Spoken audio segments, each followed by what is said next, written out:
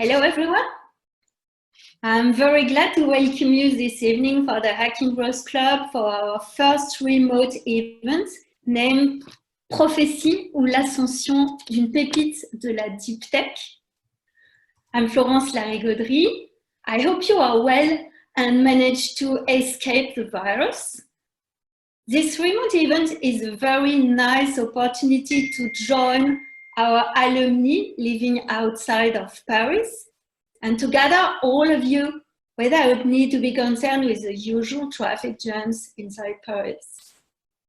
We are today perfectly in the subject of the Hacking Growth Club with PROPHESEE.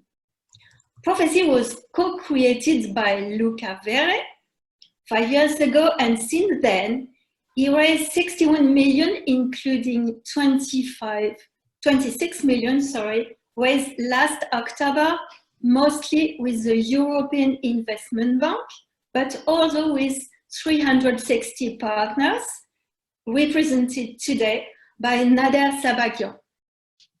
In the first part of our conference today, we will try to understand how Luca, through his leadership, could reach this beautiful figure.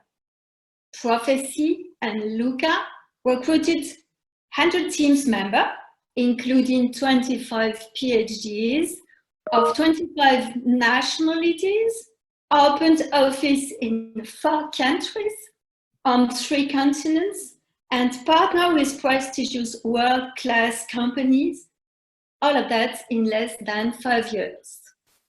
Our second subject is to try to understand the impact of the crisis for the startup and for the investors. What are the opportunities, if any? What are the new strategies to keep growing? Today, to speak with us, I have the pleasure to introduce Luca Verre, founder and CEO, MBA 14G.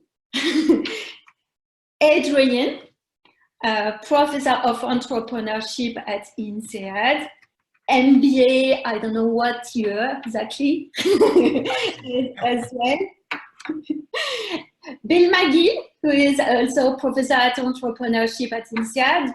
Adrian and Bill are both entrepreneur and investors themselves. I will tell more about that a few minutes later. And Nader Sabbaghian is partner at 360 VC company, and they are specialized in early stage investment in deep tech and digital startups. As it is an interactive event, we invite you to ask your questions through the chat along our talks. Let's begin with Luca. Luca, you created PROPHESEE, the inventor of the world's most advanced neuromorphic vision system. What is the purpose of your company? How was it created? And how did you manage to grow the company during these 5 years? Thank you, Florence, and hello, everyone.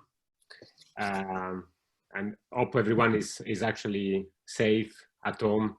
And I wish for all of you and your families really healthy situation.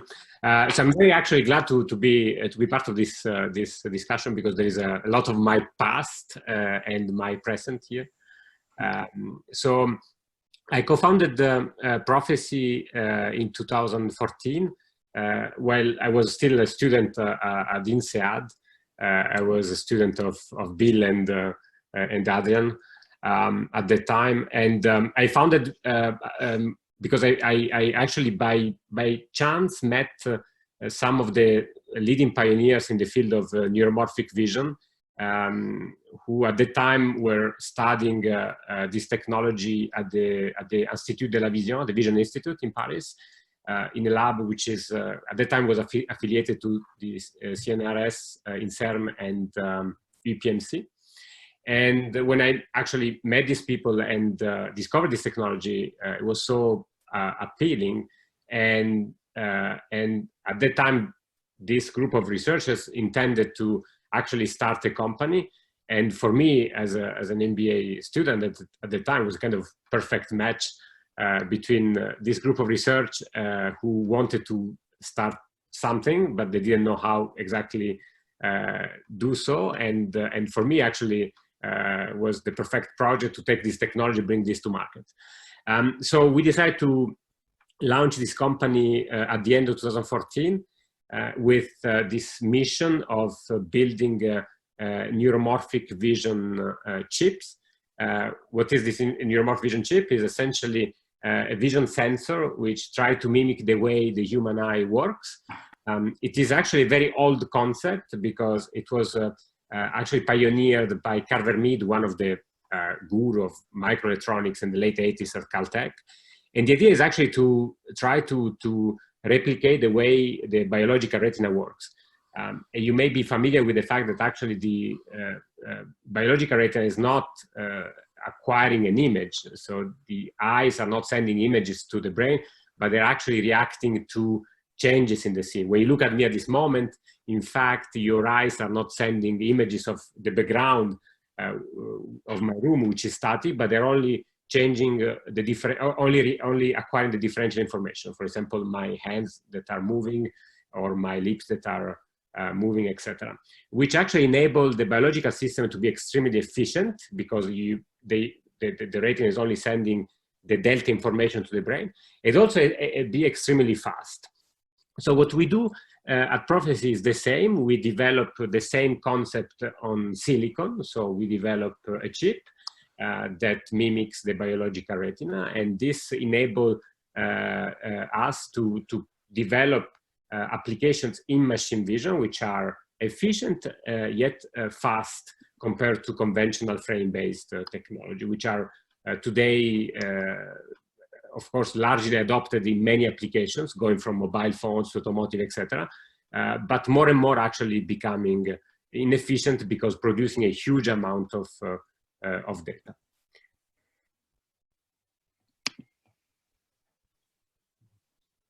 I can keep going if.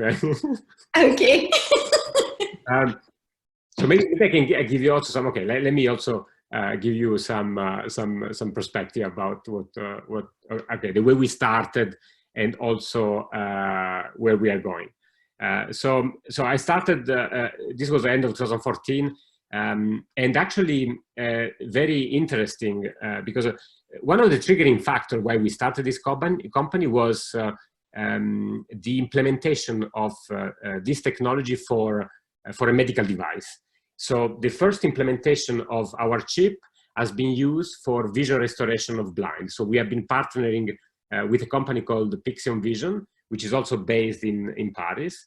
And we have been delivering the first chip to Pixion Vision, which develops an entire medical system connecting our chip to retinal implants for people who have degeneration of the retina, so who become completely blind, and thanks to our technology, they are capable to restore partially their vision capabilities.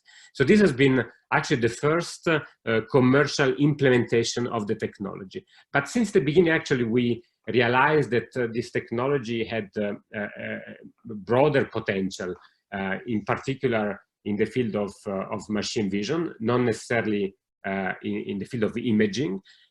So we, since actually the launch of the first product, we have been implementing now 4th generation of our sensor.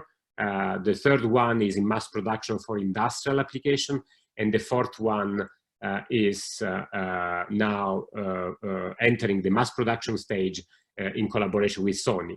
And this is for us a strategic partnership which we have been announcing only in February this year. So we are, as you pointed out, we are now a team of about 100 people, a little bit less, with a strong focus, of course, on R&D and engineering.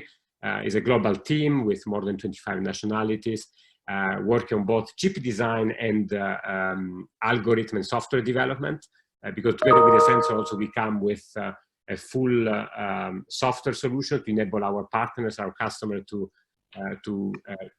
more easily adopt our technology.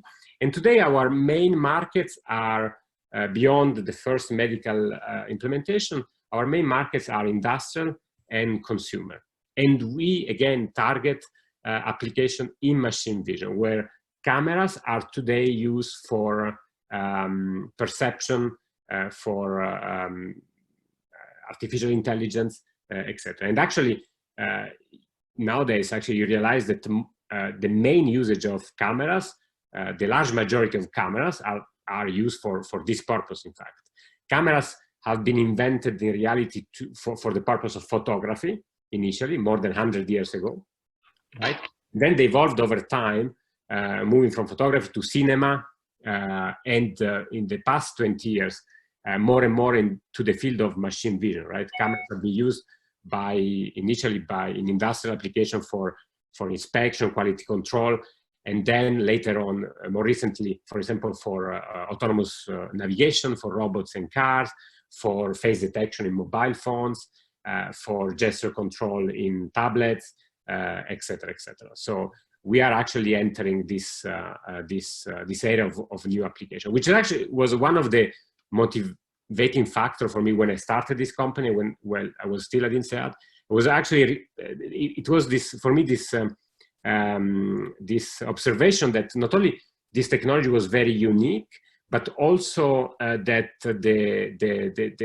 was the right time, right, for the market, because it was actually the beginning of this AI wave, where a lot of new companies started looking for new alternative approaches, right, compared to conventional techniques. Luca, I was wondering, perhaps you may want to spend a couple more minutes describing the benefits of neuromorphic vision vis-a-vis sort of the traditional frame-based cameras, I think for the benefit of the audience. Of course, yes. Yeah, so the difference is the following. So a conventional frame-based camera, like the one everyone is using probably in their laptop or phone, etc., is acquiring information by generating images at a fixed point in time.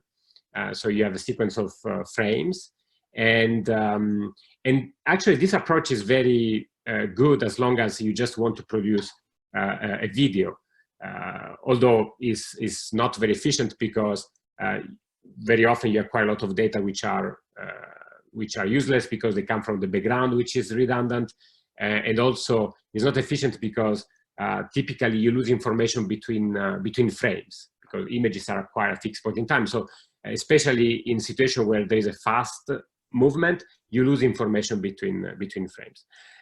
There is also a third drawback in conventional cameras related to the fact that your exposure time is fixed. In fact, when you do a picture, you need to select which part of the scene you want to look at.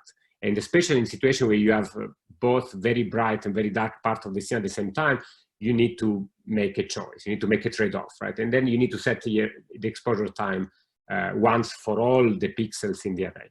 Now, the biological system doesn't work in this way because there is no digital acquisition. There is no clock. There is no acquisition by images, by frames. The biological system works more similarly to an analog system. So it's time continuous, is asynchronous. So we do essentially the same. So we make pixel independent and asynchronous, which means that the pixel will only react when there is a change, as I was explaining earlier. So when you look at me at this moment, in fact, your eyes would only, or our camera would only detect the changes, which enable actually three things, which solve the three drawbacks of the conventional camera. The first one is that we suppress redundancy, so our acquisition becomes extremely efficient.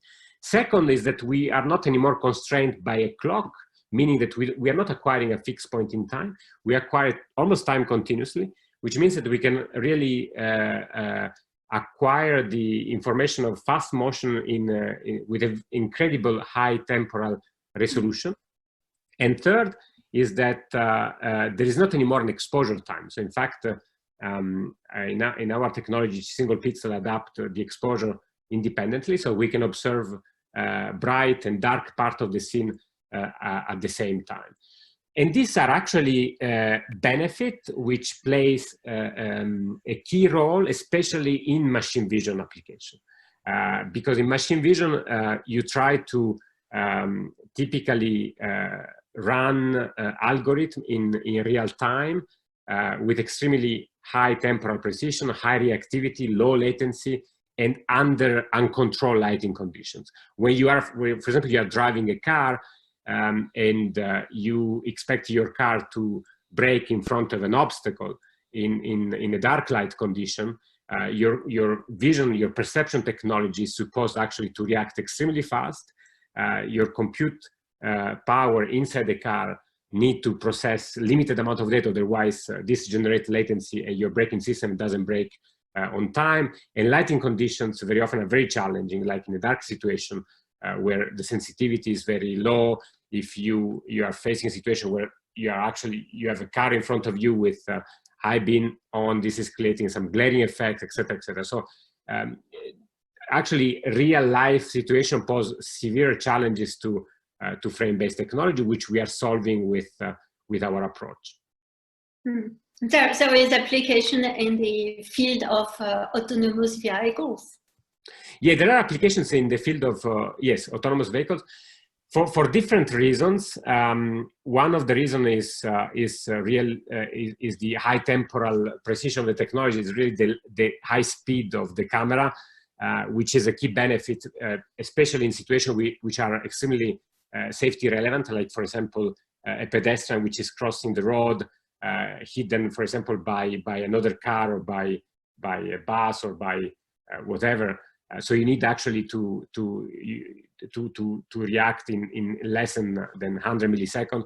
And you can afford to do so only if you have a camera that not only is fast, but also is capable to generate a limited amount of data, because then what is happening is that you need to have somewhere some sort of compute power that is taking this data, is understanding the situation, and then is controlling the car, is controlling the brake system.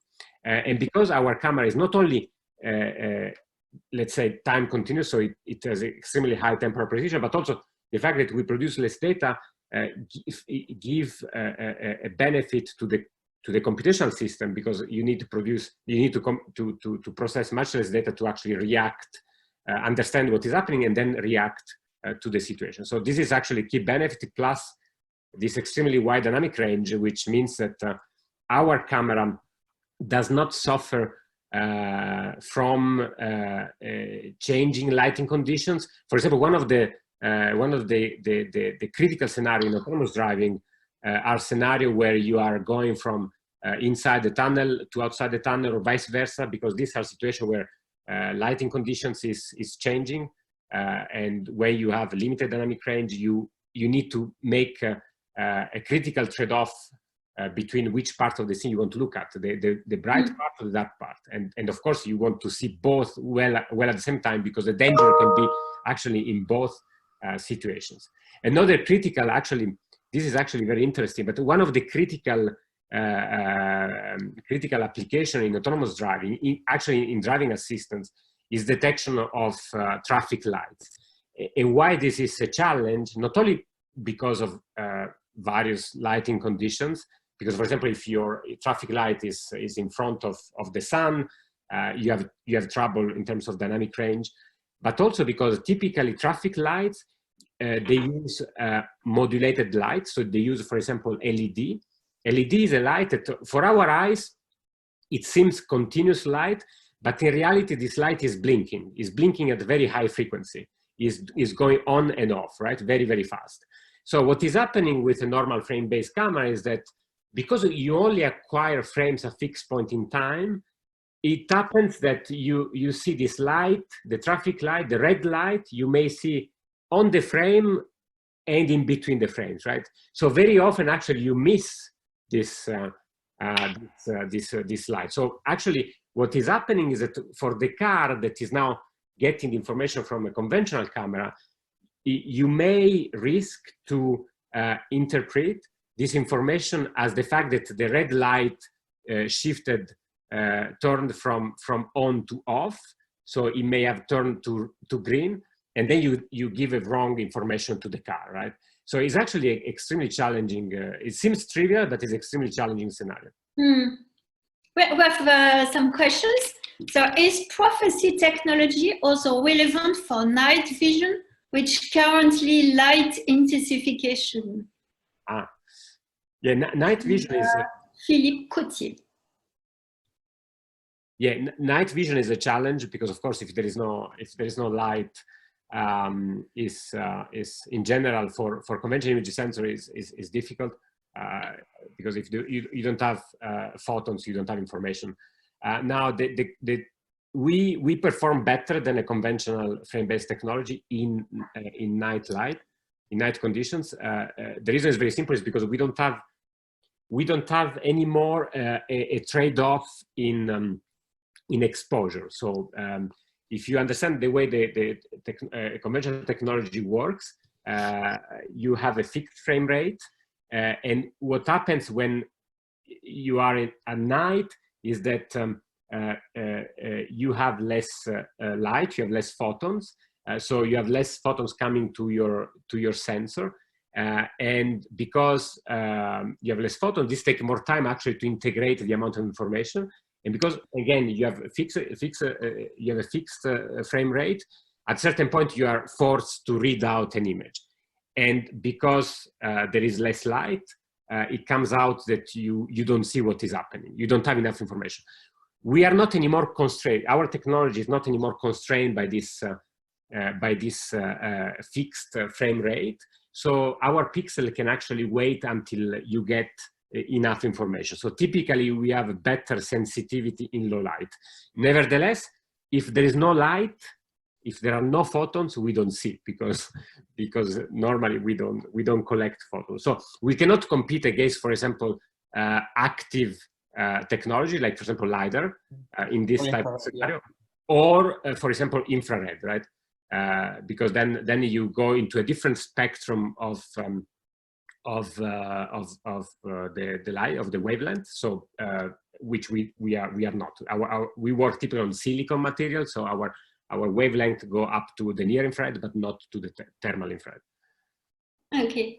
Luca, I just wanted to ask actually Nader a question as an investor in this business, and congratulations. It's always a pleasure to see you and to see you from round to round increasing your funding. But I guess for investors, I mean, this is a really long-term investment. It's not immediate cash flow. It's a lot of cash up front. So Nader, could you tell us a little bit about what attracted you to the investment in PROPHESEE? Yeah, thank you very much, Adrian. Thanks, Florence. It's a pleasure to be here. Yeah, I mean, you know, this PROPHESEE, I would say, is a textbook example of what we call deep tech company or deep tech startup. Mm-hmm. Now, deep tech startups are where investors such as ourselves concentrate the risk of the bet on the technology, because we fundamentally take three risks. We take technology risk, market risk, and execution risk, correct? We try not to take two of them, because already what we're investing in is super high risk, okay? So we try not to have both risks and try to concentrate our thesis. For example, if we invest, for example, in consumer businesses, a lot of the times you are focusing on entrepreneurs that take mature technologies and they're trying to work on, let's say, some business model innovation or some kind of incremental innovation that gives them an edge in a certain area.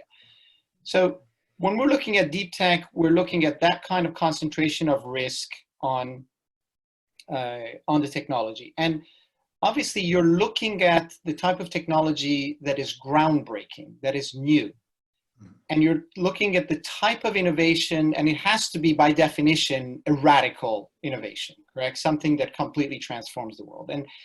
And PROPHESEE's sort of investment thesis came on the back of sort of our fund's gradual entry into the deep tech space around the whole movement on artificial intelligence and so forth, because there was a realization that we need to also start investing not just on AI in terms of advanced algorithms and computing power that takes data and comes up with, the kind of cognitive computing that is now in vogue, all right? But we also have to invest in sensing, because these algorithms have to be fed with data, all right? And sensing is extremely critical because, as we progress, I mean, if the thesis is we're progressing from an era of automation to an era of autonomy, autonomy requires machines, whether they're robots in a factory or a car on the road, to have, an equally powerful sense of their surroundings as we humans do, okay? So they have to be able to sense their surrounding. And there's also a realization that the existing technology, sort of what Luca had just explained, the existing technology for essentially sampling our surroundings, some of that today is incompatible and suboptimal, all right? So, so PROPHESEE came within that sort of category of deep tech and the area of sensing.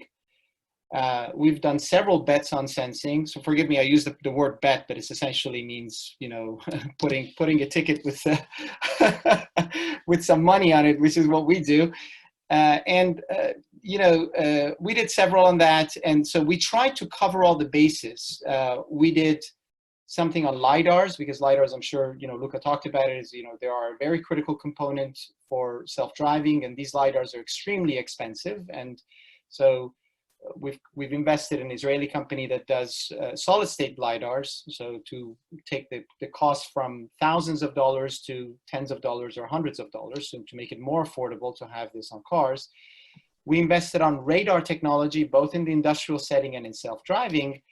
And we were also looking at vision, because, we kind of shared what Luca said, that essentially there is the current method of capturing vision was predominantly designed for image reproduction, but not for image, interpretation. And if you wanted to interpret images and you wanted to do them well, you had to get higher resolution, higher frame rates, which meant that, the problem from a computational standpoint would go up exponentially. And on top of that, you had to do a lot of this computation in real time and outside of data centers, because you cannot transmit data from a car over to a data center and elaborate it. That computation has to be done on the edge, what we call on the edge of the network.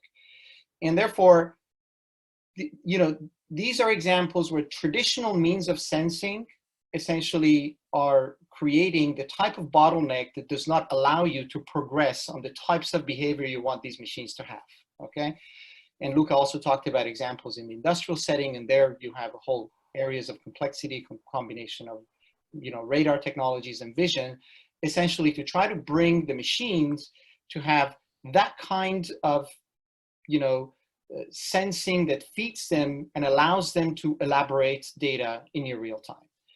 And so, yeah, I mean, I would say the PROPHESEE project, we were very early investors in that, but it ticked all the boxes. If you look at it, it's revolutionary. So we believed that, we already saw that the number of cameras in the world has exploded. I think, I don't know, we're now nearly 90 people on this call, but if you look at the number of cameras we're deploying, Luca, or we have in our hands right now, we're looking at maybe close to 1,000, correct? Each iPhone has 4 or 5 cameras. And so if you think about it, over the last 10 years, the number of cameras has just exploded. And now more and more of those cameras aren't just, doing what we're doing right now in terms of reproducing images and transmitting images. There are algorithms behind them that are interpreting them. And we're seeing applications around that everywhere. I mean, we're looking at a company that's looking at machine vision applications for monitoring the state of health of sewage systems. We're looking at machine vision applications that look at automating all sorts of human activities in monitoring scenes and images that are coming, anything from, medical diagnostics to maintenance activities. So that kind of revolution in vision required a completely different paradigm on the sensing. And I think we liked Luca's story. We were investors in late 2016. At the time, essentially, they had some early proof of concepts, but the actual development hadn't started. And obviously, we're very happy because these deep tech projects are long-term projects, as you said. They're very capital intensive. Each cycle of sensor development that Luca talked about, you need to have 10 to 12 million euros. Correct me if I'm wrong, Luca, but essentially you're looking at those things, and 18 months, and in order to actually get to the next version. It's not like, you just get a few programmers together and they develop software and you gradually grow your system. You don't have the 10 million, you don't develop the next version, period. It's quite binary. So, and the ability of the entrepreneur, not just to be very good at executing, but also be very good at going out there and raising money, okay? That's a very critical attribute that the entrepreneur has to have, and I think we're very satisfied with how things have worked out so far with Luca and his team. Can I ask a question, Florence? Sure. We are supposed to be talking about scaling this evening, and Luca's done a great job of scaling this company. Since 2014, I remember, Luca, when you joined them, I think there were less than 10 of you. You've grown it to 100 now, you've said, and raised a lot of money. And so it's a two-part question, looking back, and the second part looking forward. A lot of CEOs, a lot of startups change CEOs through the long-term process of the company. And you've done a great job of scaling yourself up to this point. So my first question would be, how has your role in the company changed, I think, from 2014 until now? That would be part one. From a pure startup to a company now, you're managing 100 people. And looking forward, do you think that in all honesty, do you think you'll be able to scale in that role for the company? Or do you think that there might be skills that you're missing, or how do you see going forward your role in the company? Yeah, good question. True, actually, when we started, I co-founded this company with some of the scientific pioneers in the field, and actually we were about 10, 15 people until end of 2016, when 360 Capital and then at the time also Intel, etc., invested in the company, and this was actually the beginning of our scale up until recently to 200 people. So yes, indeed, my role evolved, because at the beginning you find yourself as when I started, actually I was with basically scientists. So my role was everything else except science. So it was about a lot of administrative tasks, was about fundraising, it was about business development, etc., etc. So I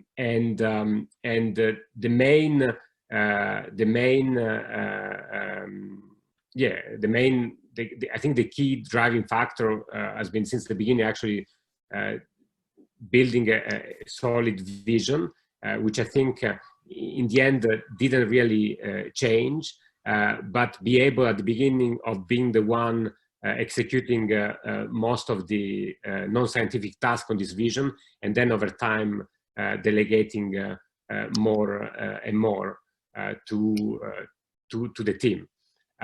So I think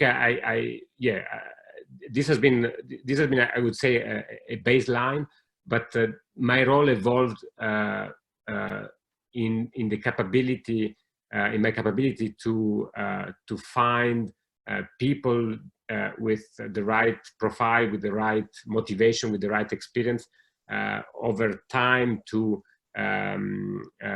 face some of the key challenges in the company, which at the beginning they were related to the sensor engineering, then to the software engineering, more recently to the business development, production and sales. And now we are entering a new phase where actually after 4 or 5 years of development, the company now is entering a new phase of commercial scale up. And I think my role remains the one of building a strong vision, but where I see the next challenge is on the operational side. Is where actually you feel like at the beginning was a lot about driving the team towards a vision. Now more and more actually structuring an organization to execute and become operationally efficient. Because now we talk about, it's less about the promise, I would say, it's more about real execution. And for me, I think it's important to in the next phase to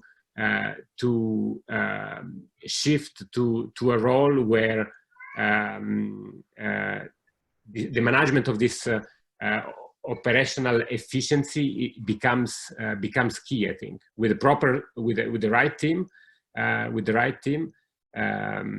but yeah, as always with the CEO, I mean the model comes from you are the first role model, right? So the way you act on your vision is also the way will inspire your team to act on, right? So it's also important for me that I gradually shift on this mode.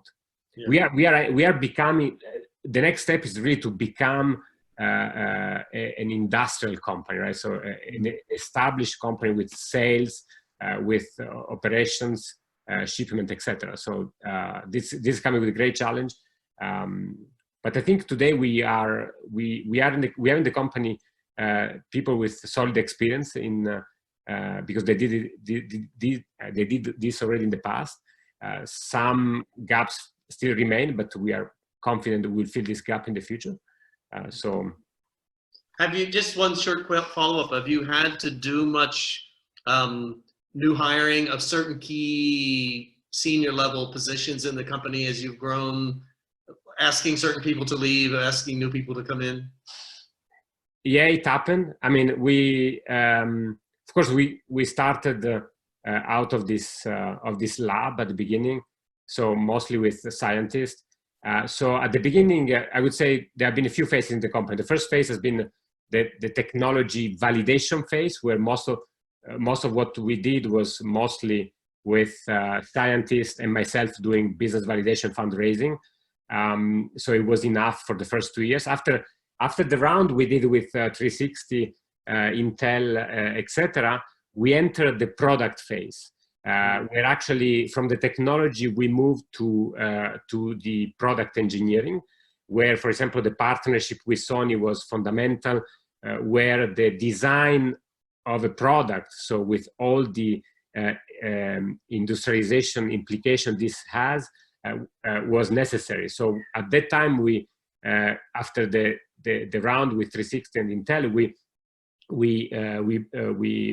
brought on board some senior executives from companies from the similar space. For example, we hired a senior guy from ST who was actually running the entire engineering at ST Imaging. So he came with an incredible background on the semiconductor industry. We hired another senior guy from who was coming from Intel, from actually a startup which was acquired by Intel in the imaging space. So this person came with a background on product development. We hired also a senior guy from a software company, also from the imaging space. So we, when we moved from the technology to product phase, we established a team with 3 senior guys that were coming from the industry, and they helped me to build a software and product and a hardware organization which was able to execute, which was able to transition the technology to a product. So this has been the work from 2017 until recently. Now we are entering the phase where business development and sales are key. So the next, for me, the next key hire are in this space, and operations. The next key hires will be in this space for sure. And to the second part of your question, in this process, you realize that there are people who are able to grow with the company and people who are not. So some of these people, unfortunately, we let them go because they didn't manage to grow with the company, or they stay in position that are, despite the fact that they have been joined the company in the earlier stage, they didn't manage to grow with the company, so they stayed maybe in a lower ranking, let's say, position if you look from a hierarchical perspective. Sure. And in some other cases we did, because, you know, when luckily in few cases, but we did because the company, at the beginning you start with the technology, so many opportunities are in front of you in terms of which product for which market you want to go. So we made certain choices at a certain point, which they didn't, they were not eventually successful. So for example, at a certain point, we decided to focus a lot of attention on automotive. So we started to look for some key hires in the German ecosystem, because of course, when you talk about automotive, Germany is a key market you want to be, where you want to establish a relationship, etc. But eventually we realized that this market was indeed strategic for us, but taking a longer term compared to what we were expecting in terms of business validation, business revenue. So we let them, we let these people go, in fact. Mm-hmm. Yeah. Too many opportunities for you. So I think, Florence, we wanted at some point to talk a little bit about the current COVID environment. But before that, I had a very quick question for you, Luca, because I'm proud that we're double alumni of the MBA program at INSEAD, but we're both alumni of Imperial College London too. So a bit of a provocative question, which, and maybe Nader can also mention which aspects he finds most attractive. But in you and your success, which has been more important, being an engineer or being an MBA? Oh. I answer being both. No, I cannot. No, I think, okay, the fact that I'm an electrical engineer helped me on to understand some technical aspect of the technology. This is also, is great, especially at the beginning when you are the person who is doing everything else except scientific stuff, but you do a lot of product, you do a lot of technical support for customer. So the fact that I have a technical background helped me, and in general, especially in tech sales, is key, because very often you realize that key decision makers, if you in particular you talk about organizations like Google, Apple, Facebook, very often in Silicon Valley is a typical mindset. In Silicon Valley, key decision makers are often very tech savvy or are technologists, and the fact that CEO can entertain a discussion up to a certain level of technical details is really important, because there's a way you can actually start detecting what the pain point may be, and then drive behind your team to take over in the discussion and have and make this process more efficient. So yes, I think having an engineering background was of a great help. And the business, the MBA for me has been certainly a great experience, because without this sabbatical leave at INSEAD, I don't know if I had the same opportunity to start this company. It was actually, for me, I decided to do an MBA because I wanted to eventually leave the large corporate. At the time, before INSEAD, I was working for Schneider Electric, so I actually applied for an MBA because I wanted to join a smaller organization. I was not necessarily thinking about creating my own company, but this is what eventually happened. So clearly, without an MBA, I wouldn't have done this. And then yeah, I mean, in the end, having met people like you and Bill, etc., having actually had this chance of starting while being a student was for me the perfect transition. I think in addition to that, the network that INSEAD offer was extremely helpful. In fact, today, for example, and I benefited at the beginning, even today, when I was hiring, I've been hiring people, so we are now four INSEAD in the company. We have 2 or 3 INSEAD at the board, also now when I look for business and fundraising opportunity, of course the INSEAD is quite present and is very active. So. Adrian, I would pretty much, you know, reiterate most of what Luca said. I mean, I would say it's very critical to have both sets of skills. I mean, particularly in these projects that are deep tech projects. You know, at the end of the day, you know, a business people has to lead a business. I mean, it's hard to get a technologist to get you where you want to get to.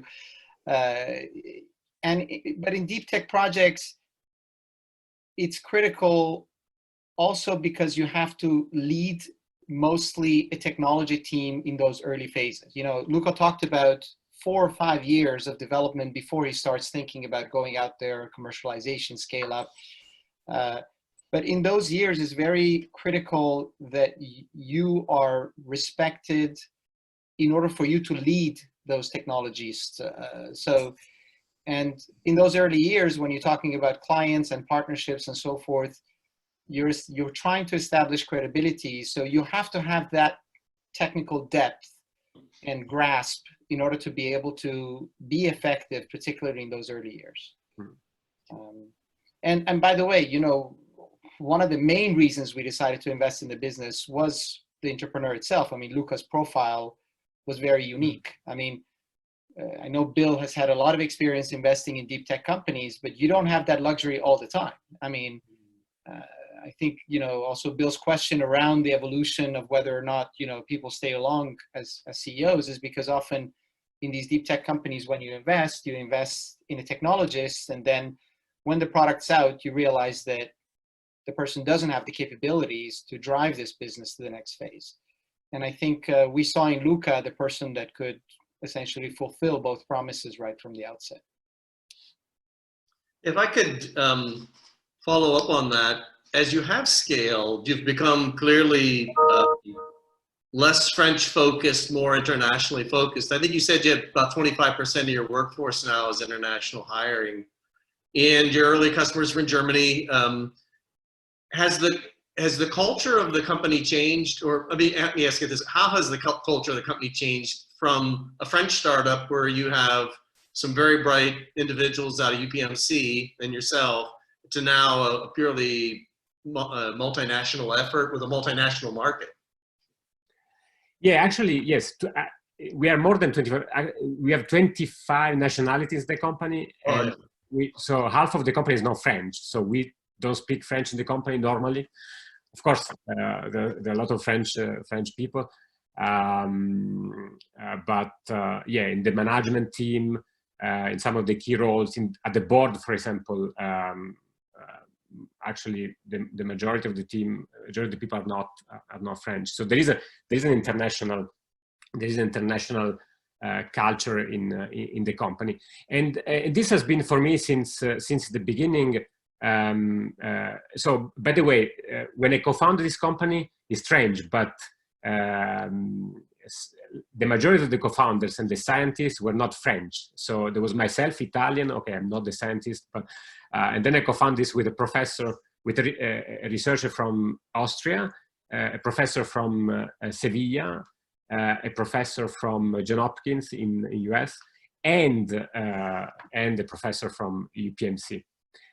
So it's true that we started with, and the context was France. In the reality, you know, at the beginning, we just for a few days, we were actually wondering where to establish the company, whether actually Paris was the right location and so on. And in the end, we decided to, just for convenience of everyone, to start in Paris. And I'm glad of this choice because we found good investors in Paris. The ecosystem is great. The support of the government is fantastic, especially for research and development activities. But since the beginning, actually, we were fully aware that when you talk about ecosystem, in particular for business, France is not. I mean, for us, it represented more a limited potential, right? For automotive, is certainly Germany is bigger market, if not actually Silicon Valley or Japan. If we talk about industrial automation application, a lot actually is in Central Europe and in China. If we talk about consumer or mobile application, is actually mostly in Asia, China, and partially in the US. So since the beginning, actually, the spirit, the culture I wanted to make this company of was very, very global.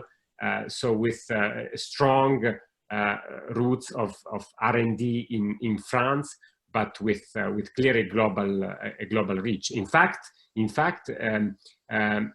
already in end of 2016, so after 2 years, we were already engaging with not with full-time employees, but with contractors in both US and Japan to start building business.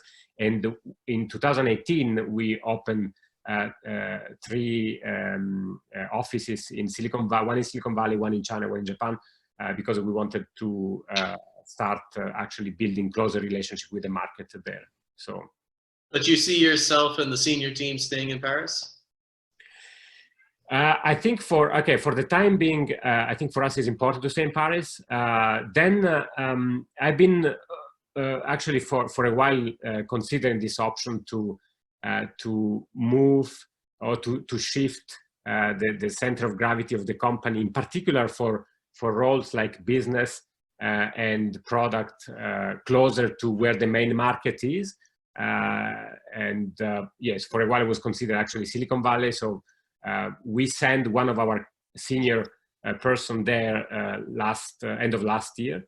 And I've been actually, for the time being, managing by traveling a week. I mean, before the coronavirus, I was actually traveling to Silicon Valley once a month. So for now, I don't think it's going to change, at least for this year. But yeah, it is possible. It is possible, especially. I mean, for us there are 2 main markets. One is Silicon Valley, one is China, mostly related to consumer application, mobile, etc.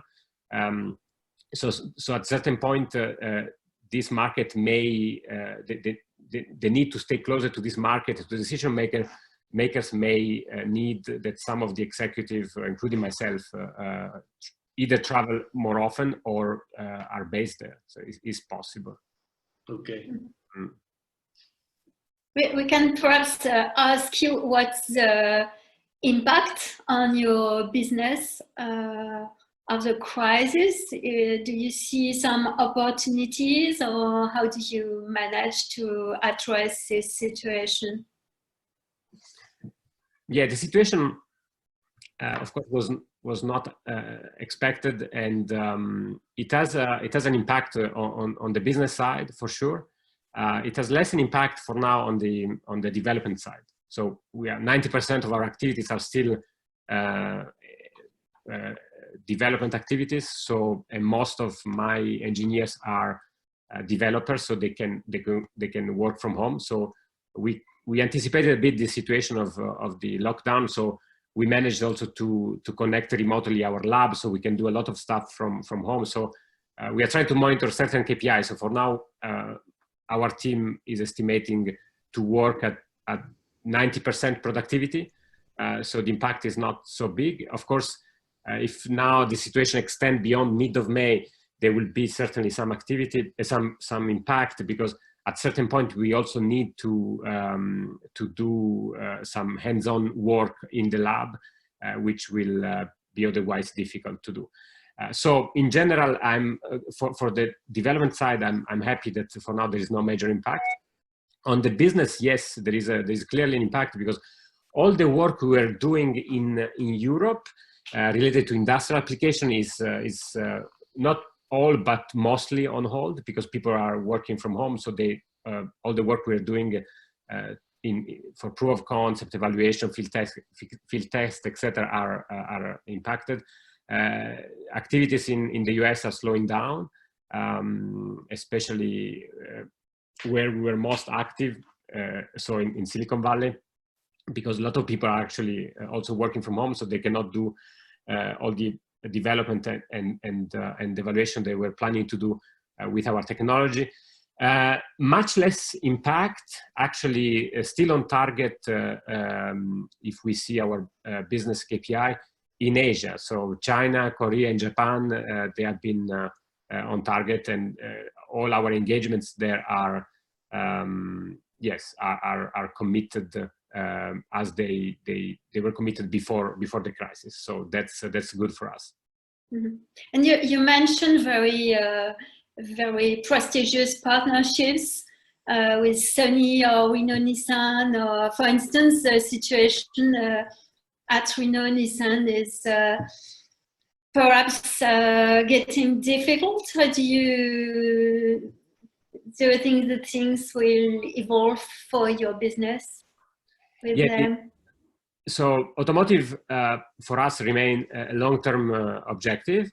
Automotive, we actually saw some slowdown already end of last year. The hype around autonomous driving was kind of slowing down a bit.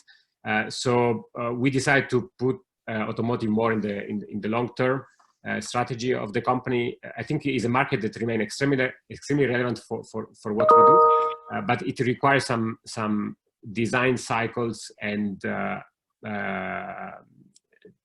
maturity development of the technology further. I mean, we put this market more in the perspective of 2024, 2025. At the same time, we thanks also to the collaboration with Sony, now we can widely disclose the fact that we are working with the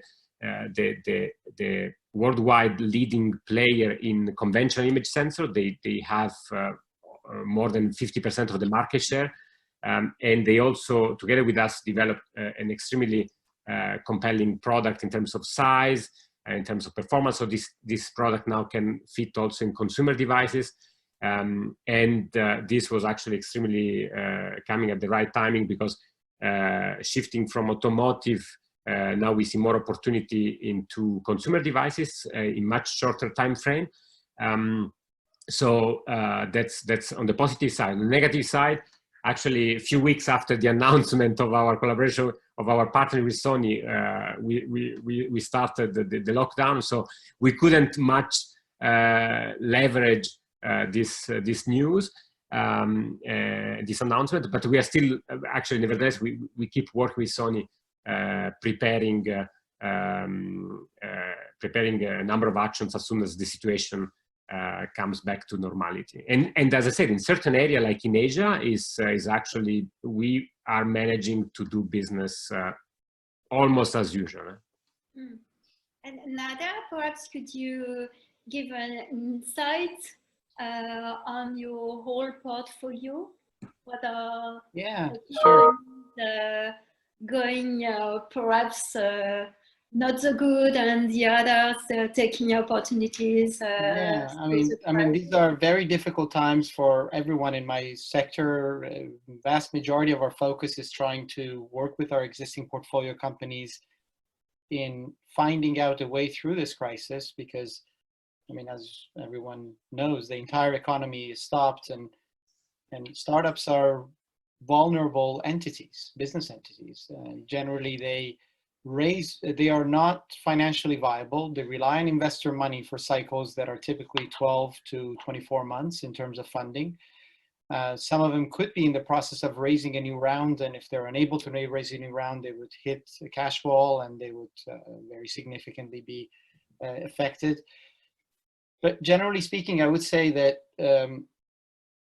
we could see our entire portfolio. We have you know, just over 60 companies in our portfolio, we could see those that have been very severely affected. I mean, we're talking companies whose revenue completely collapsed just overnight. I can give you examples, or you know, their revenue or their cash collection, or in general, you know, they had very serious issues in executing their business plan. The examples are, I don't know, we have a company in Barcelona that does ticketing for nightlife, but bars and discos and pubs, etc. They're all, you know, bookings and ticketing for nightlife is you know, if nightlife come to a halt, there's no revenue. I mean, this is a company that did close to 2 million euros in bookings in the month leading to the crisis, and they went from 2 million to 0. Another one could be, you know, is a company we have in France that does a very innovative point of sale software solution to restaurants. If restaurants are closed, many of them are, you know, you're going to be the last guy getting paid your subscription if the restaurateur is struggling to stay afloat themselves, and same thing in terms of acquiring new customers and so forth.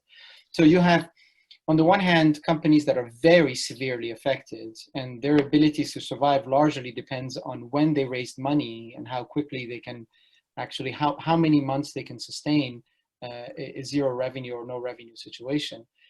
Then on the other extreme, surprisingly, you have companies that have had some significant positive externalities from this. I mean, we have a supermarket delivery on-demand delivery company in Italy. We have a couple of companies in the logistics side that are doing phenomenally well. And we have a company in digital signatures in Spain that their business has quintupled overnight because people are working from home, and now suddenly the demand for electronic signatures has increased quite dramatically. So I think generally speaking, then you have that third category, and I would put Luca in that third category, where you are concerned, but I would say at the moment, largely unaffected, okay? You know, if you take Luca's case, they're still not at a stage where revenue is a significant contributor to the runway, okay? They're still, you know, they're generating revenue, but the revenue is essentially not a major factor in assessing their business plan execution. And his revenue is with very big players on long-term projects. So even that, you know, may not be that immediately affected. And also Luca has the good fortune that he raised very recently. So I'm sure Luca would not have been pleased if the coronavirus outbreak had happened in September, October. You know, we would have been mortally wounded, because that was the time when we were going out and trying to. So timing wise, also things have worked out well for PROPHESEE, and so therefore I would put that in the category of companies. And you know, if our portfolio is a benchmark, I would say 30 to 40% of our companies are severely affected. I would say another 40 to 50% of the companies are moderately affected. Certainly there are concerns, and you know, Luca himself has put together a plan, or you know, we ask all of our entrepreneurs to foresee the worst, okay? And then you have that 10% that suddenly their revenue has tripled, quadrupled, quintupled, you know, insane, you know, just because they happen to be in one of those industries that are suddenly hot at the moment. I hope that addresses your question, Florence. Okay, thank you. Nader, can I ask you, I'd love to get your impression on what you're hearing from your peers in the venture community about, let's say, the next 12 months to 18 months. Is there a lot of chatter about not investing outside the portfolio? Does that, if there is, does that go along early versus late stage? Any thoughts on what we could see from the venture community over the next 12 to 18 months? I mean, it's curious, but you know, when you look at it, right now, the focus has dramatically shifted towards preserving the promising portfolio companies around which you have already sustained quite significant levels of investments. So, I mean, today we had a partners meeting to go through essentially our follow-on budget. Those are the amount of money that's left in the fund that you try to allocate to each one of your portfolio companies in terms of follow-ons, correct? And if a firm like us starts boosting that because you want to protect companies, okay, ultimately there's less money at the end when if every partner asks for some more money to try to preserve the existing portfolio companies and makes a justifiable case for that company's survival, at the end, when you add the money at the end, then there's less money left for new investments. So I think this is a general phenomena, okay, that is bound to reduce liquidity in the market. Because remember, I am taking Luca to a Series D. We want to raise 50 million euros. So the funds that we're talking to, so it's a domino effect, correct? So those who are investing in seed were mostly Series A and B investors. They could bring their projects to us, and we would have less money to invest. And we could take our money to the funds that are larger funds that are, looking at C&Ds. Our situation is a bit peculiar because in the middle of this crisis, we closed a new fund. So we actually have a completely new fund that allows us, to go out there and fire off. But funds, and we have other funds that are in, let's say, in year 3 and year 4. And if you had budgeted a certain amount to do new deals, I'm sure that budget has reduced dramatically, not just for us, but for others. Yeah. Okay. So there are going to be difficult 12 months. And one other quick question on the term sheet side. Should it be buckle up for anybody out there trying to raise money? Yeah, I've heard, I haven't done this because I'd actually issued a term sheet to a company just before the crisis hit. Paradoxically, I didn't have any justification to go back and renegotiate the terms that we'd already agreed because this company happened to be in that category whose business is booming. It's an enterprise software company that, that without getting into too much detail, their pipeline has grown, their revenue's grown over the last weeks and so forth. So I didn't have a justifiable angle to renegotiate. But every other VC I know that has issued term sheets has gone back to rediscuss it. Yeah. Because you just, there is no way businesses that have been significantly affected can stick to the promise of the business plan that they laid out to you. So there is an impairment of that business's potential, and that needs to be reflected in the valuation. Okay. So it's normal, I think. Yeah. Okay. Adrian, you have a question? I think a lot of it's been covered. I would maybe open it up to any of the questions that are still unanswered, if any. There's one for Nader from an anonymous attendee. I think you partially answered it, Nader. Have you put new investments on hold? Yeah, so that's been more or less. I mean, not specifically, but I think there's a general attitude that you have to be a little bit more conservative, I would say. Okay. And Luca, there's one coming in for you from Eric Klokowski. Yeah. I would like to understand better the early stages of the company, the balance between main sources of costs and main sources of funding. Let's say the first 2-3 years. Okay. And from a private perspective, how did this team of 5 professors and you, could you focus on this company versus private needs? Yeah, the beginning, for the first 2 and 3 years was what I was described before was the phase of the technology development.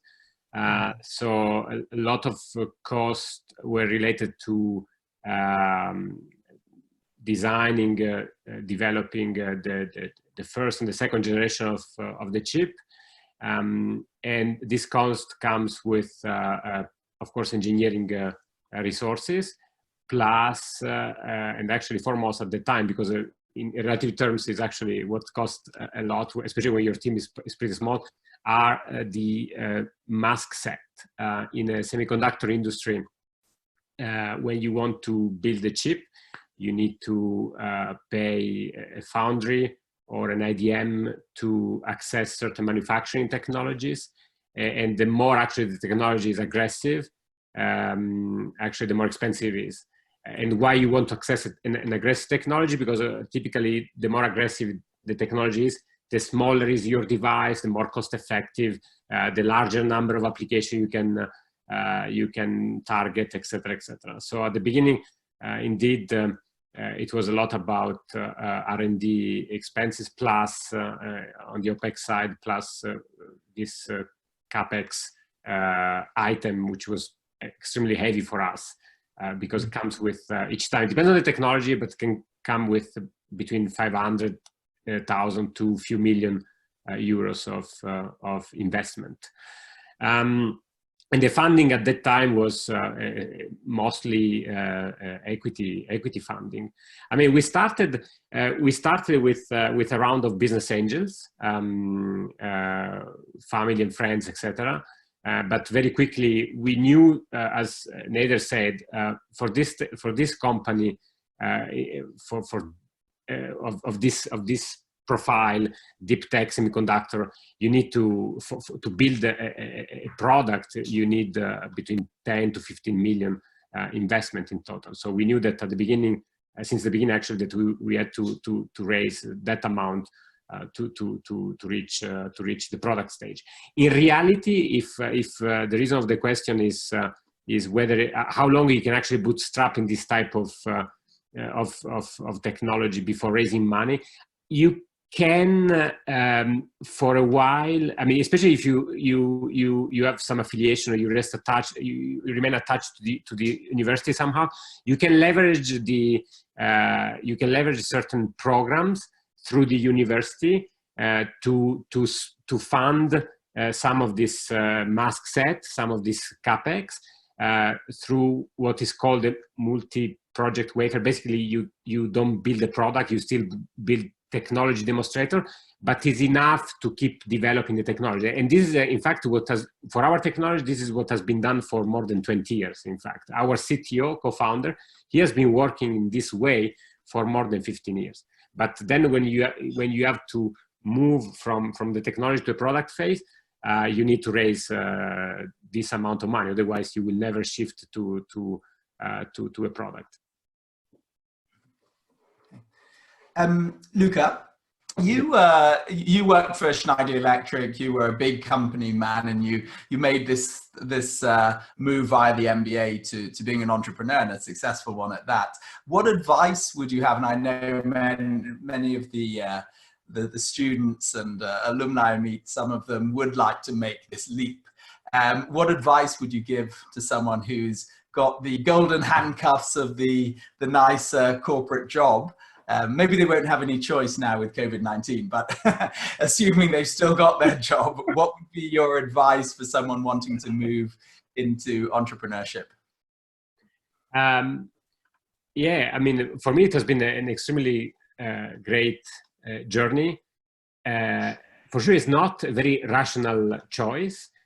Although it's true that in at that time, 2014, the economic situation was not bad at all. So, but it was not rational because I saw my friends actually getting job at McKinsey, etc., with the safe salary. I had also the option to go back to Schneider Electric. Actually, they were sponsoring my MBA. So by choosing not to go back, I was actually getting I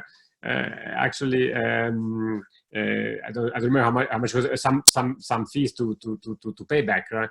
So it was not really a rational choice, because in fact for several months I couldn't pay myself.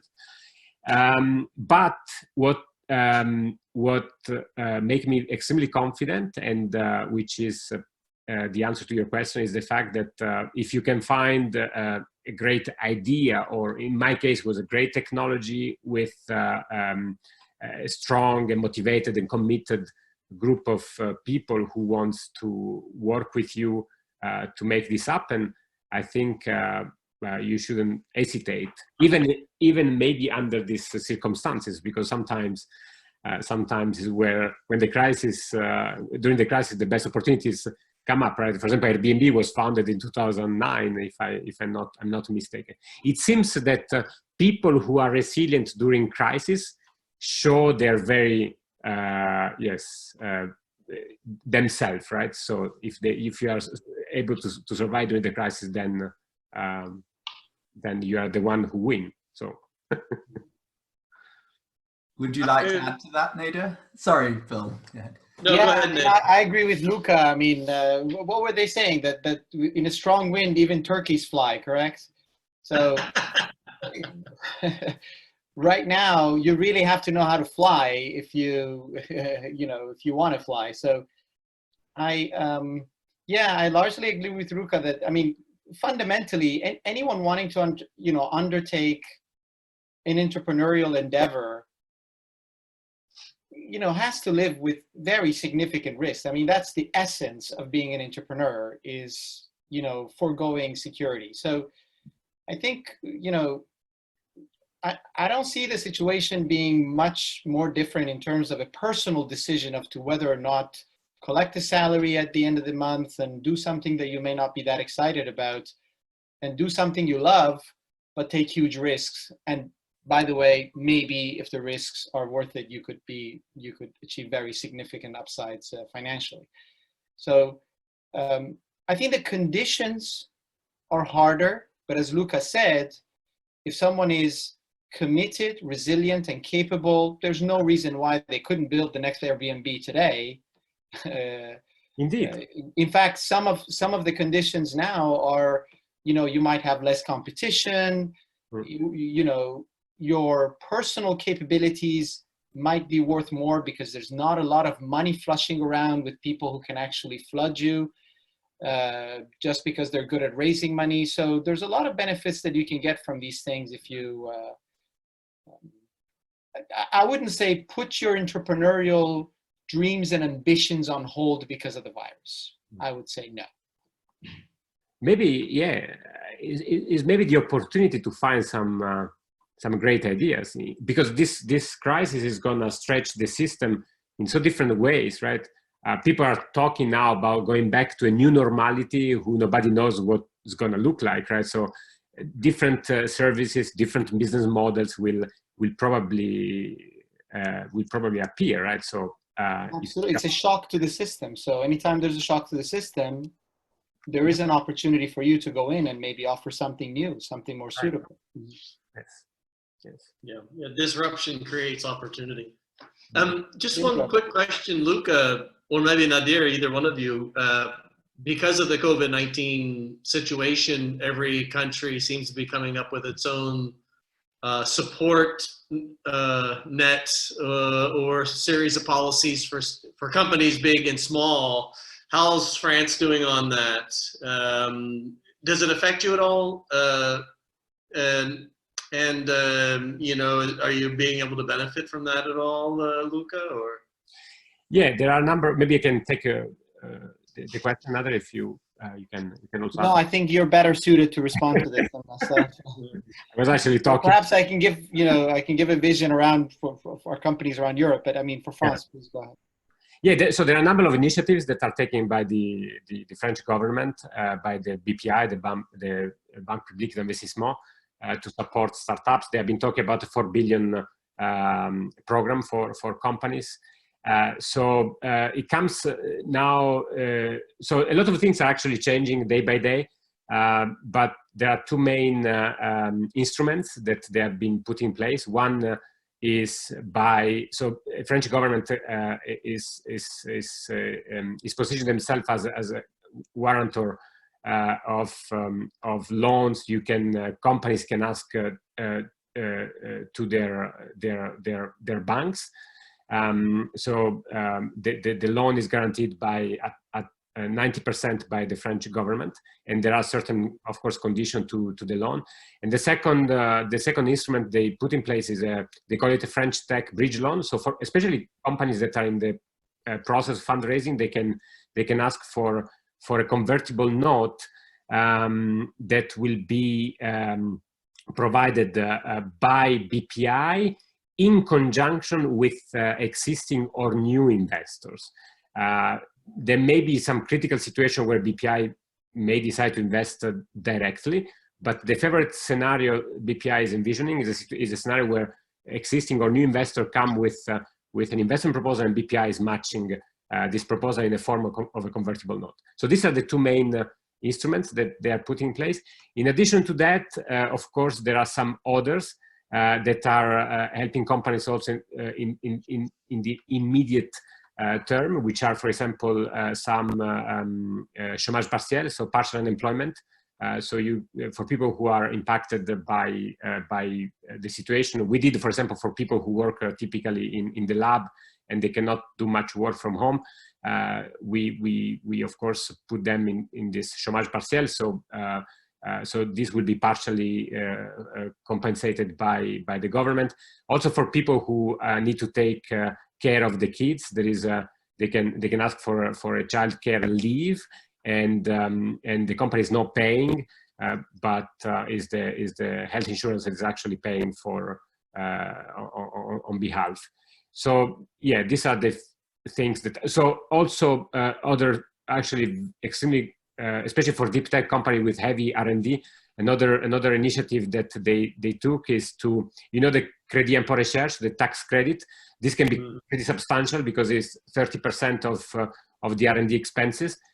So typically this is paid at the end of the year, and you can actually apply for it and get paid now. So this can also give some liquidity to the company.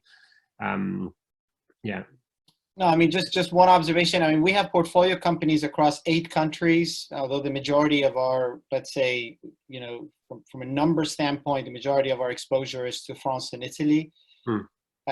So I think looking at the specter and so the political rhetoric aside, I think there are different degrees of effectiveness in terms of how quickly that support in terms of liquidity to these companies is coming up, all right? So you go from what I believe the least effective, which is the Italian government, which has largely sort of ignored the needs of startups for now, we're lobbying with them and so forth, to the most effective, where within like 24 hours, the most effective, I think, it's Switzerland, within 24 hours, money in the bank. Okay. I mean, it's, you get, I mean, what matters is how well these policies are being executed, not necessarily sort of the grand declarations of billions or hundreds of billions that are being thrown in the sector. And also the level of attention that a policy has, particularly and specifically to the world of innovation and startups. And I think France has done a very good job on that, for sure. So I really do hope, like Nader is saying, that there is no, because we are now entering this phase for PROPHESEE. I'm also looking very actively to get some access to this funding. But I realize that there is some there are some layers of administrative tasks that you need to fulfill, which is completely normal. So I hope I will not spend too much time to actually answer all this these technical administrative details, right? So because the situation I think is clear to everyone. So yeah. Nader and Luca, if I could just slip in maybe one last question from me, and also one from I see on the chat about valuation. When you have revenues so far out or cash flow so far out, how do you value a company like PROPHESEE? Should I take that, Luca? Because you didn't value your company. Because if Luca had to value his company, it was 10 billion already. So of course. Frankly, we don't care about what Luca thinks when he comes to talk to us. But, no, it's an interesting point. It's an interesting point. You obviously have to have a thesis around the expected multiples that you can get. At the stage we invest in, we're looking at a minimum 10x. So projects have to be in the 15 to 20x, but they have to have, the narrative that you put together to take an investment to your colleagues, to an investment committee, and try to secure consensus around it. It has to have a realistic chance, although with all the caveats that we talked about, all the risks and miracles that need to happen to get you somewhere. But broadly speaking, the plan and the market has to come up with, and the valuation has to allow you to achieve that, okay? The other thing that you have to keep in mind is the dilution, because you want to have, fair skin in the game for the entrepreneur, which for projects like Luca, where right out the bat, they have to go out there and raise tens of millions of euro. that becomes also very challenging. You know, how do you balance the two things?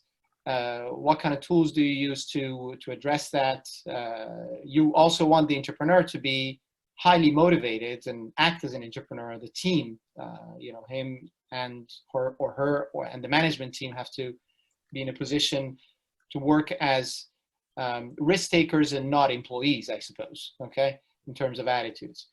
But yeah, it's tricky. Generally speaking, these high-tech projects being very capital intensive, you have a much higher degree of dilution for entrepreneurs, but they're also very binary in nature. I mean, these projects could be one design win away from going from something that is, you know, undefined and sometimes unwanted to something that is highly desired by all the big players, okay?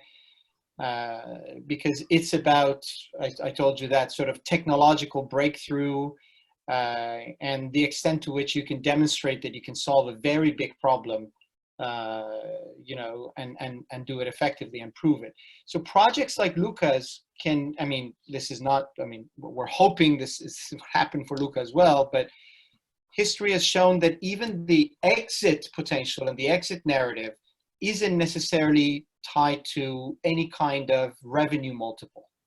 You know, whereas if you look at enterprise SaaS and things like that, there are very, let's say, well-aligned benchmarks, correct, for what multiples on annual recurring revenue you would get for software companies, you know, in the SaaS domain, in a particular, let's say, segment of the SaaS. You can't say that for deep tech projects. And, you know, you get Oculus being bought for $1 billion and they had no revenue. Essentially, they had some IP. You have some other companies in deep tech just being picked out, and you have to sort of make yourself appealing. And if you get a nice bidding war going, your valuation can go through the roof. So obviously, you know, Luca's case, we're talking about, you know, vision sensors. Vision sensor has been very significantly growing market. One of our investors is a major player in it, Sony. There are many other very large players who could afford to write very big checks for PROPHESEE. So, you know, that's sort of, you know, forgive me for not giving you a precise answer, but we really don't have a lot to work with. Essentially, you try to work with the full potential and work backwards to make sure the dilution is acceptable. Thank you. Yeah. So just perhaps as a conclusion, perhaps could you try to guess at the end of this crisis, what will the shift, what will be the accelerator, what trends will accelerate sustainability or different mindsets in the management of companies? So what would you say? So in terms of new opportunities, you're saying? So changes that might drive new opportunities? Mm-hmm. Yeah. Yeah, I mean, I think, you know, this kind of, let's say, disruption has forced on us a different way of working. And as a result, I think one of the sectors in which we're going to be very bullish on is the whole sector of enterprise automation, enterprise software. You know, the phenomenon I saw with digital signatures, you know, digital signatures were under-penetrated. It was one of those things where the curve of adoption never really got into the mass market in any meaningful way. So there are many kinds of, let's say, technological innovations that are ripe for adoption that have not been adopted, but that companies are now forced to adopt. So this is not necessarily on the deep tech side. I think healthcare and that is going to be hot, although that's not one of our focus and specialization, but there's going to be a lot of questions asked about how to make our society better prepared to address these kinds of phenomena. And these are the kinds of things that I see, in addition to the types of things that we invest in, are going to be a direct result of the kind of, let's say, the kind of radical experience the world has gone through. I don't know if, Luca, you have something else to add. Yeah, I mean, for PROPHESEE, certainly this situation is now forcing us to work in a different way, in a smart working mode. So, and I think this will last for a while. And I think we are discovering new habits that, and some are actually quite good. So we will need to travel less than we did in the past to make a business happen. Maybe people are now more become accustomed to actually deal by conf call. So I think there will be certain operational aspects that we will need to take into consideration. And in terms of business, yeah, I think actually in our space for the time being, the forecasts are not showing a big drop in demand for vision sensor, because our technology is, as we said before, is in many application, consumer devices, mobile phones, laptop, etc. And vision is becoming also a medical device, so is becoming an important aspect of all of this. So we don't see a major drop in this market. So we will still benefit from it. So yeah. So hopefully, as soon as the situation goes back, we will be back. We will probably work in a different way, in a more smarter way, and hopefully the business will be back on track, driven by new consumer devices, which will reflect the new habits of people. Florence, if I could just add one thing to that, I think changing the way we learn, of course, something that's relevant to Bill and me and to INSEAD at large. I mean, INSEAD, of course, is being very disrupted at the moment, especially in the executive education space. And we're learning new ways to learn. And in my side business, working on online learning tools, so we're quite bullish about that. But as Nader said, yeah, changing the way we work and the way we learn, the way we live is going to be, there's going to be lots of opportunities, hopefully. Yeah, I'll echo that. I was thinking about writing a piece recently called "The End of the Office," and you know, I think that does everyone need to be driving into an office every day when most of what you're doing is sitting in either an open workspace or cubicle, 80% of the time on your own, looking at a laptop and typing? No, you don't. It's contributing to global warming. It's taking valuable time from people when they could be working, or could be doing something more pleasurable than working, right? So maybe the workday could go from 10 hours a day to 6, and those 4 hours that you're wasting commuting are spent doing something more pleasurable. That doesn't mean the office is going away, obviously, but when you think about the implications of that, rather than spending 50 hours a week in an office, maybe you spend 20 or maybe 15. And the rest of the time you work in smaller subleased areas that you share with other organizations, like the WeWork model, but created differently. There's a lot to consider there. And I think this disruption that we're going through now with COVID-19 is going to force a lot of companies to think through what the environment that they envision for their organization looks like in 2 years. And there's a lot of money to be saved, I think, from not forcing everybody to come into some massive high-rise building. I think, to borrow a term from the 80s and 90s, it could be a paradigm shift that we see. We look back 10 years from now, we could go, what were people thinking? Going into these big concrete buildings every single day. It'll be interesting to follow. Yeah.